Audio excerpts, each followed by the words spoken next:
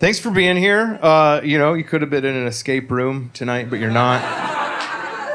That's good. You made the right choice. That's a pretty viable, reasonable option for a group activity now. You could pay to get into a room and then get out as fast as you can. You pay to get in, then you gotta get out. You gotta solve the puzzles and get out as quick as you can.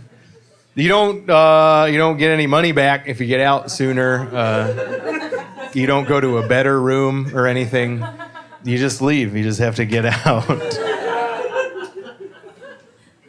They're fun. I get it. They're taking up a lot of real estate, though. Everywhere I go, everywhere I travel to, they are all over the place. And I feel like, could we do something better with those spaces? Like, imagine trying to explain the concept of an escape room to a homeless person.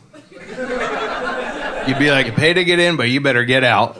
He'd be like, why? Why? You paid to get in. You'd be like, you gotta solve the puzzles and get out. That's just the thing. He's like, is it cold in there? And you're like, nope, it's climate controlled. But you gotta get out. He's like, is there a big scary dog in there? And you're like, nope, it's furnished, it's very nice, but you pay to get in and you gotta get out. You gotta solve the puzzles and get out. And then he's like, what if I just don't solve the puzzles?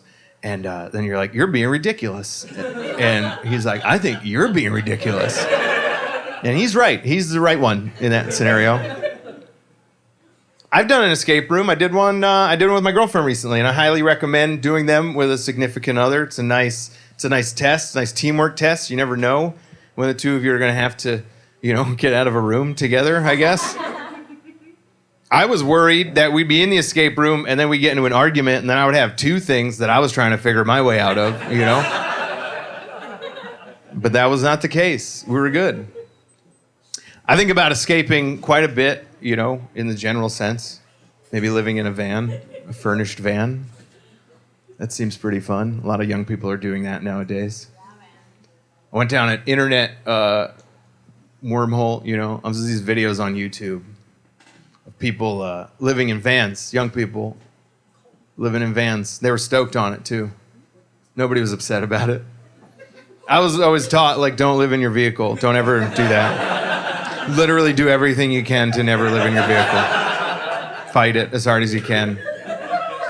And that's what I've done so far, I've done a few stints in my vehicle, but never too long, But these people were into it.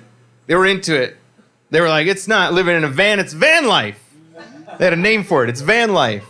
And I was like, man, this generation is really good at rebranding failure, We're like, it's not living in a van, it's van life. We're not unemployed, we freelance.